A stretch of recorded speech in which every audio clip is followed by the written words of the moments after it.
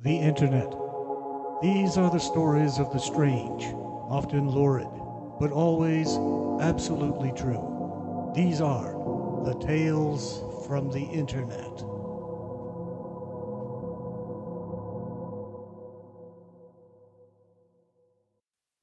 This time, CAIR Debunked. The Council on American Islamic Relations describes itself as a Muslim civil liberties and advocacy organization. However, as we shall see, CAIR is better understood as the lobby for Hamas in this country. CAIR defends itself from their critics on their website, but consistently sidestep the Hamas connections to the group. This video will look at 3 of CAIR's defenses of Nihad Awad's public support for Hamas at Barry University, CAIR's connection to the 1993 Philadelphia meeting, and starting with Internet Disinformation number 6, the labeling of the organization as an unindicted co-conspirator in the Holy Land Foundation trial implies that CAIR was somehow involved with criminal activity and is facing indictment. CAIR says this issue was settled by the U.S. Court of Appeals for the Fifth Circuit and the U.S. Department of Justice in CAIR's favor. However, CAIR is being misleading when they say that the issue was settled in their favor. As we shall also see, it is at best a Pyrrhic victory for them because the evidence all points in one direction, a long-standing and ongoing connection with Hamas. While CAIR mentions the list of unindicted co-conspirators, the decision of Judge Jorge Solis, and the decision of the Fifth Circuit Court of Appeals, they don't give the reader an adequate understanding of any of these documents. Let us take a look at the 2 documents that are at the heart of this case, the list of unindicted co-conspirators and the decision of Judge Jorge Solis, beginning with the Attachment A list of unindicted co-conspirators. The Attachment A list was part of the government's pretrial brief, meant to be an overview of the case, but more to the point was this Attachment A, or list of unindicted co-conspirators. CAIR is on that list. But let's start at the beginning. On May 29th of 2007, the government filed a pretrial brief, and the Attachment A list was inadvertently made public. The first trial in the Holy Land Foundation case began on July 16, 2007, and the first witness was called on July 25, 2007. The trial was still underway when CAIR filed its amicus brief on August 14, 2007. And so the matter stood, and the trial proceeded, until October 22, 2007, when the first trial against the Holy Land defendants ended in a mistrial, due to what looks a lot like jury tampering. Essentially, one juror, sympathetic to Hamas, at least in political terms, changed the course of this trial. It certainly appears that way. One juror who was essentially pro-Hamas swayed everyone in the jury room, bullied them, intimidated them, harassed them, abused them, refused to allow them to see evidence, in a protocol that really is beyond anyone's imagination of what should be going on properly in a jury room. On February 13, 2008, the court scheduled this case for retrial. On June 18, 2008, before the second trial commenced, Nate filed a motion alleging that the inclusion of Nate in Attachment A violated its Fifth Amendment rights. A second trial was held on August 18, 2008, and a jury convicted HLF and 5 individual defendants on November 24, 2008. And it was more than 2 years after the filing of the government's pretrial brief that the district court issued a sealed opinion, an order addressing CAIR, ISNA, and Nate's motion. The court held that Nate's motion was properly filed and its Fifth Amendment rights had been violated by its public naming in Attachment A. The money quote being, "Evidence presented in a public trial is inherently different from the government publishing a list of persons alleged to be co-conspirators.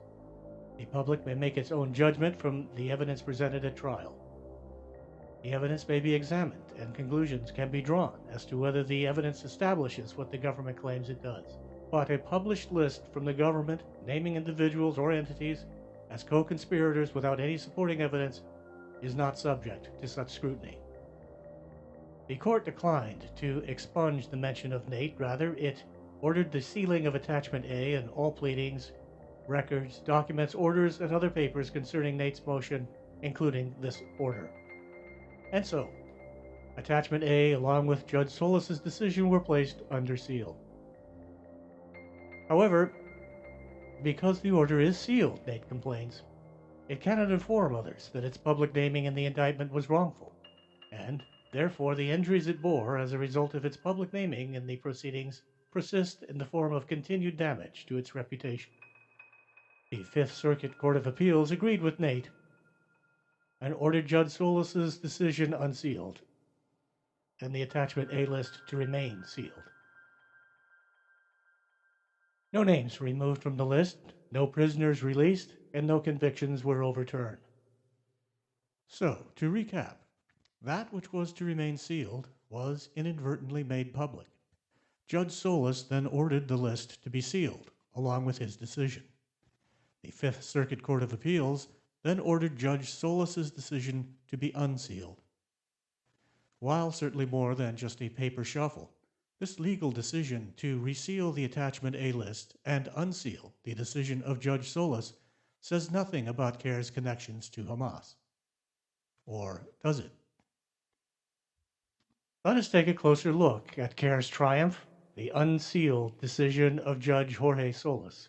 Judge Solis tells us why he left CAIR, Nate, and the others on the list by saying, "The government has produced ample evidence to establish the associations of CAIR, ISNA, and Nate with HLF, the Islamic Association for Palestine, and with Hamas." He begins his discussion of the evidence with the explanatory memorandum on the general strategic goal for the group in North America. This captured, top-level internal Muslim Brotherhood document discusses plans to destroy America and Western civilization, saying, "The work of the Ikhwan in the United States is a kind of grand jihad in eliminating and destroying the Western civilization from within and sabotaging its miserable house by their hands and the hands of the believers, so that it is eliminated and God's religion is made victorious over all other religion." This document also contains a list of friendly organizations that will help with this plan. Nate, ISNA, and IAP are on this list. Government Exhibit 364, titled Preliminary Vision for Preparing Future Leadership, further ties ISNA to the Muslim Brotherhood by listing it as an apparatus of the Brotherhood.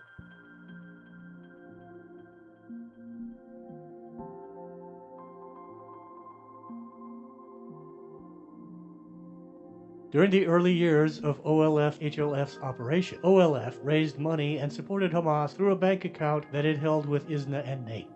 Indeed, OLF operated from within ISNA in Plainfield, Indiana, where defendant Bakker was employed.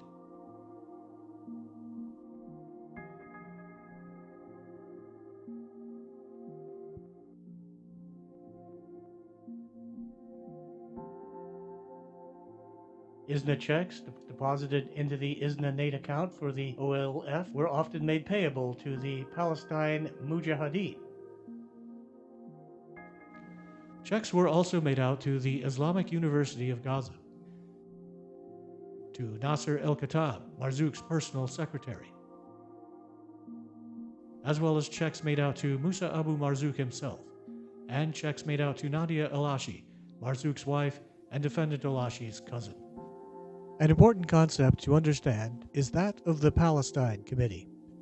The Muslim Brotherhood supervised the creation of the Palestine Committee, which was the Hamas support network started in all countries of the world that had Muslim Brotherhood members.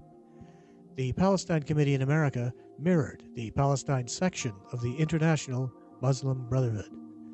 In America, the Palestine Committee was headed by Musa Abu Marzouk and consisted of the groups the Islamic Association for Palestine, the Holy Land Foundation, and the United Association for Studies and Research. The Palestine Committee was a pivot point and was in direct communication with both the International Muslim Brotherhood as well as the Palestine section of the International. When word from the International would go out, the Palestine Committee would swing into motion, bringing aid to Hamas in whatever form they could, whether it be strategy, publicity, or, in the case of the Holy Land Foundation, money. CAIR was born from the infrastructure that Musa Abu Marzouk created.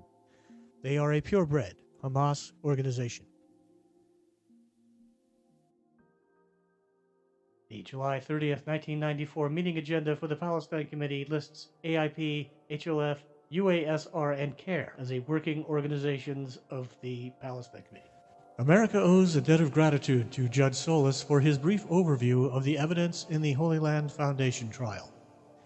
Indeed, his invitation to examine the evidence in the Holy Land Foundation trial could not be more timely, and he concludes his overview of this evidence with a discussion of the 1993 Philadelphia meeting, which brings us to CAIR's Internet Disinformation number 9, that CAIR is part of a conspiracy hatched by the Muslim Brotherhood to infiltrate the U.S. government and subvert the U.S. Constitution. As we have seen, the U.S. government found CAIR to be a part of the Palestine Committee, the Hamas support group in the United States started by the Muslim Brotherhood. And, as we have also seen, according to Muslim Brotherhood documents submitted as evidence in the Holy Land Foundation trial, the Muslim Brotherhood is committed to the grand jihad of destroying Western civilization. Instead of talking about this, instead of speaking to the concerns of their critics, CAIR equivocates about the word Islamic. The question is not about how Islamic CAIR is, the question is Hamas, and how close are they to Hamas? In the context of the 1993 Philadelphia meeting, Islamic meant Hamas, a subject CAIR is apparently unable to address head-on. Hamas is an Islamic organized crime ring. Shielding themselves behind the Palestinians, Hamas leaders commit attacks followed by reprisals, resulting in devastation, which leads to appeals for international aid, which is then stolen, diverted, and used to rearm. This cycle of violence has made Hamas leaders wealthy, such as in the cases of Musa Abu Marzouk and Khalid Mishal, who are both billionaires. They act like a mafia, they think like a mafia, and they talk like a mafia, and the Palestine Committee was their operation in the United States. It cannot be overemphasized how important social services, or dawah, are to Hamas's existence. Although Hamas-run schools may provide education, they also indoctrinate the students with Jew hatred and breed the next generation of Hamas fighters. Hamas-controlled hospitals may provide service, but they also may be used as a drop zone for messages, suicide vests, or other weapons, to give cover of legitimate employment to Hamas fighters, to obtain chemicals to be used in explosives, to hide tunnel entrances, or as a platform for launching missiles. And it is like this across the board in their society. Everything and everyone is drafted into the jihad war to try to drive Jews into the sea. The Palestine Committee was the Hamas operation in the United States. The 1993 Philadelphia meeting was a Palestine Committee summit meeting, which was secretly recorded by the FBI and later used as evidence in the Holy Land Foundation trial. Future CAIR co-founders Nihad Awad and Omar Ahmed attended and led this meeting, which was called in response to the signing of the Oslo Accords that threatened to undermine Hamas's authority in Palestine. Evidence from the Holy Land Foundation trial shows that this group had well-developed protocols for hiding their activities, which were implemented at the 1993 Philadelphia meeting. The secrecy was continued at the 1993 Philadelphia meeting by asking the participants to say Sama, which is Hamas, spelled backwards. Once the cover story was in place, the meeting was called to order by future CAIR co-founder Omar Ahmed on behalf of the Palestine Committee, the Hamas support group. Hamas was also referred to in this meeting as the Islamists. For example, meeting participants discussed giving most of their money to the Islamists, with just enough given to others to keep from being too obvious. Nihad Awad, the current executive director of CAIR, gave a presentation at this meeting and said one of the goals should be explaining the legality of the Islamists. Once again, that would be Hamas. A recurring theme at this meeting was the use of and the need for front organizations that would be used to continue jihad against Israel.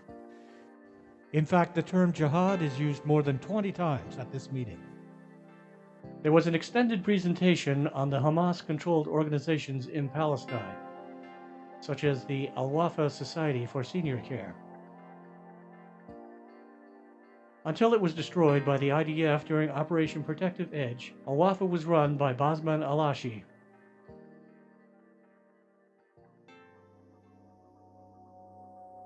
who was deported from the U.S. for his involvement with Infocom, a Texas computer business partially owned by Musa Abu Marzouk. Another employee of Infocom was the brother of Hassan al-Ashi,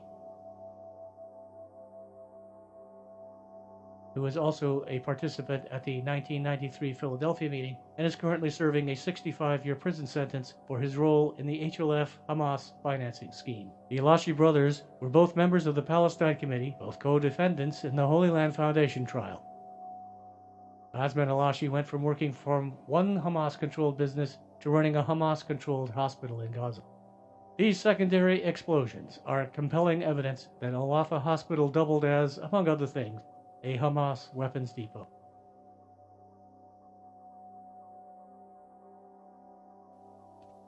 At this meeting, they discussed how to continue to support Hamas in the event Hamas was declared a terrorist organization.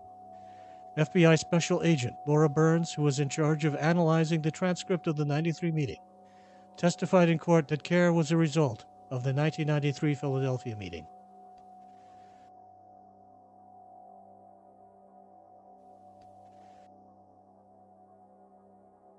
Due to the nature of this meeting, its close connections to Hamas, and the participation of Nihad Awad in it, CAIR owes us a much more serious explanation. Because, as Judge Solis might say, there is ample evidence connecting CAIR to Hamas. And then there is this. Mr. Hampton, allow me to disagree with you just to clarify some things. I used to support the PLO, and I used to be the president of the General Union for Science Students, which is part of the PLO here in the United States.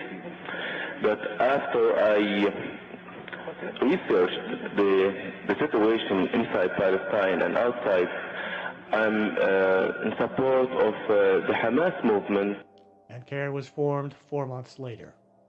CAIR's response to this is to say that it was a statement of opinion about Hamas's social services, and that Hamas didn't kill anyone until 1995.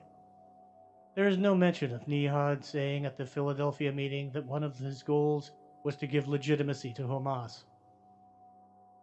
As for CAIR consistently denouncing Hamas, one has to ask when, where? Certainly not on their website, as anyone can plainly see.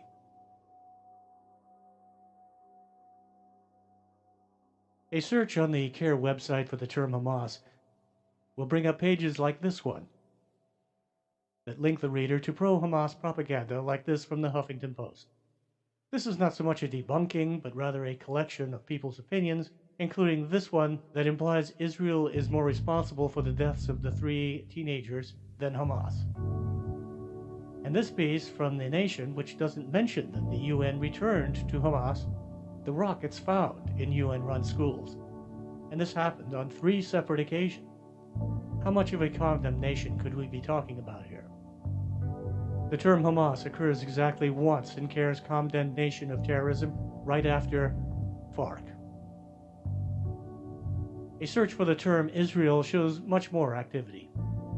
There are candlelight visuals against Israel, letter-writing campaigns against Israel, rallies with tens of thousands against Israel.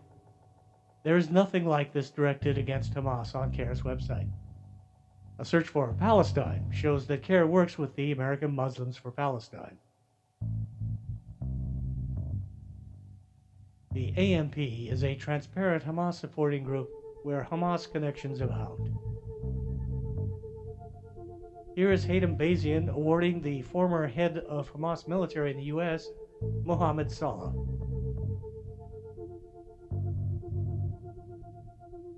CAIR is Hamas.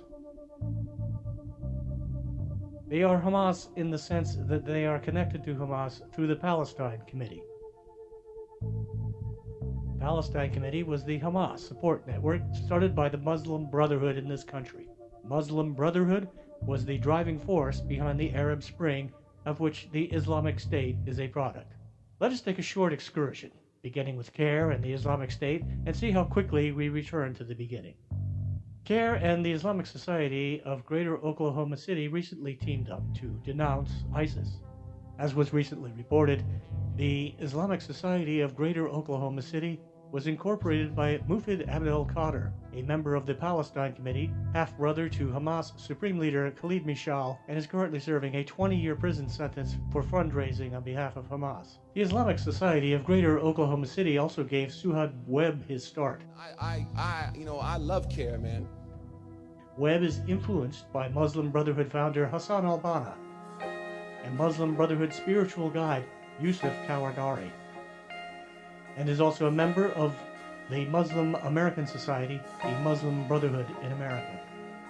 Webb is now Imam at the Islamic Society of Boston, which has had a number of jihadists in their congregation, including Tariq Mahana, Lady Al-Qaeda, the Boston Bombers, and Ahmed Abu Samra. Boston is one of 3 cities targeted in a federal program to stop the ISIS recruiting pipeline in this country. We embraced all these front groups for the Muslim Brotherhood, the front groups like the Council on American Islamic Relations. You must fight this war.